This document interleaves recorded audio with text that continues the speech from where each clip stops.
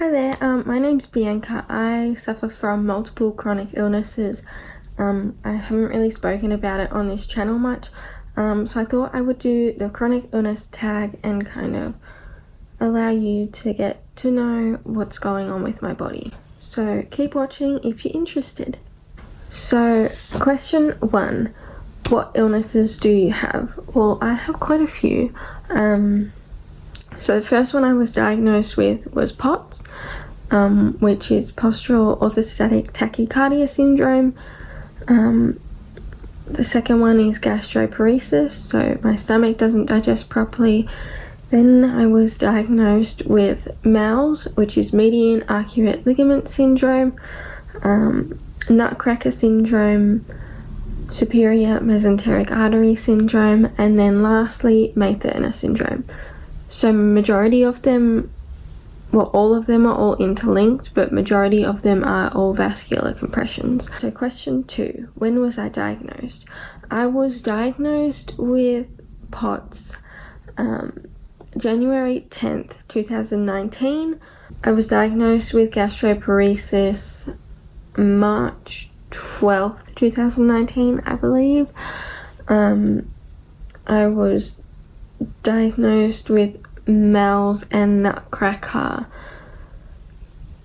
I think September 22nd, I believe, of 2019, and then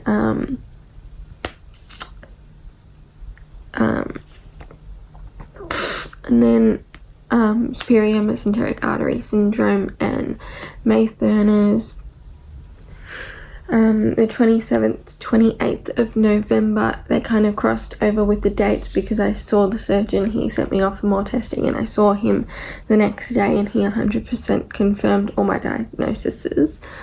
Question number 3, have you ever been hospitalized? I have a few times. Had a lot of trips to the ER where I haven't been admitted, but I've had a few where I have been. I think the longest one was about 7 days, which isn't too bad. Question 4, have you ever had surgery? Not yet. I will be having one shortly for my vascular compressions. So I will be having between 1 and 3, depending. I need them all fixed. We're doing them all at different stages. Whether we do one of them will depend, so who knows, but one will definitely be happening very, very soon. Question 5, do you take any medication? I do. I have a few that I take.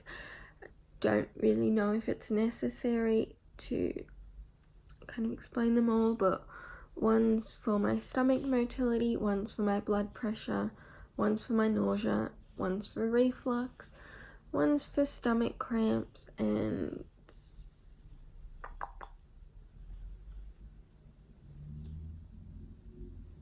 did I say reflux? I have one for reflux if I didn't say it already. Question 6, what do you wish people knew about chronic illness? I just wish they knew that you can't always see it and you can't always predict how you're going to feel. So I can feel great one day and be able to do a lot, and the next day I can feel awful and don't want to get out of bed, don't want to do anything, don't want to leave the house. So I think I wish there was more of an understanding that just because it doesn't seem like I'm struggling all the time doesn't mean that I am. I can be laughing and be in a lot of pain. I can hide my pain pretty well. So yeah, you can't always see how I'm feeling, and I think that people need to be more understanding about that. Number 7, how can awareness be raised? Awareness can be raised a lot of different ways. I have this t-shirt that says MALS, Nutcracker, superior mesenteric artery syndrome, and Thurner's, just for that kind of one. I also have a hoodie that says it. I also have a gastroparesis jumper that I like to wear around, and then people might go, oh, what's that? Go home and Google it. Yeah, sharing on social media.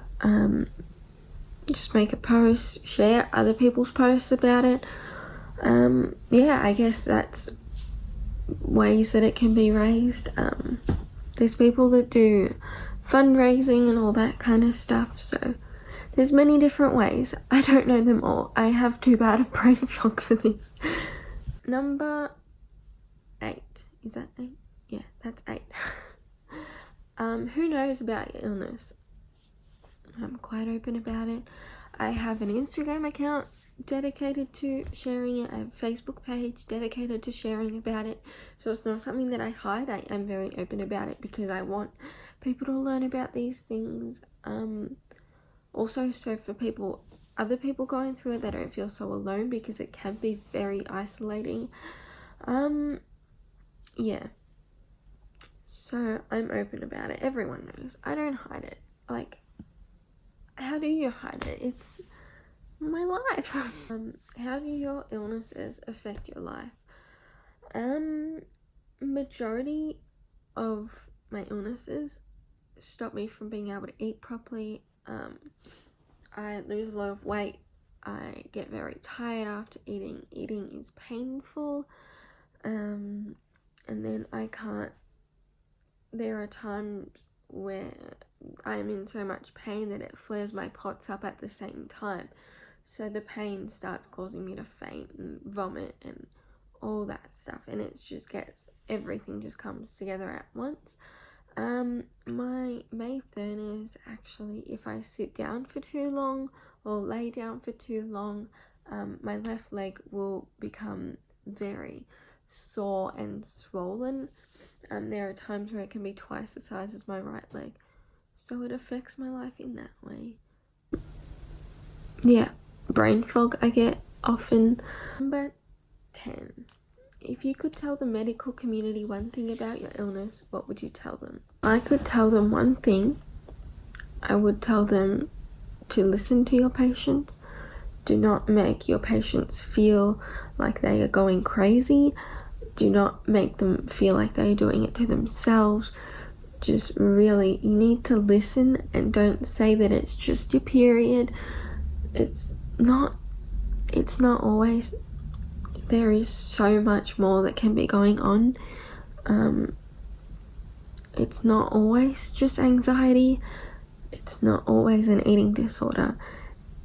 And I think a lot of doctors fail to recognize that when a young girl goes into their office and they can't eat and they vomit and they have so much stomach pain, that they're not doing it to themselves. And I think there needs to be a lot more understanding about that, and it just takes a few seconds to just listen to them, understand. If you don't know, I would rather you tell me you don't know than just throw out a random diagnosis. Yeah. So thank you so much for watching. If you have any questions, leave them down below. I will try and answer them as best as I can. I'm not a doctor, so it probably might not be the best answers, but I'll do my best. So thank you. If you want one of these tops, I'll put a link down in the description of where you can get one.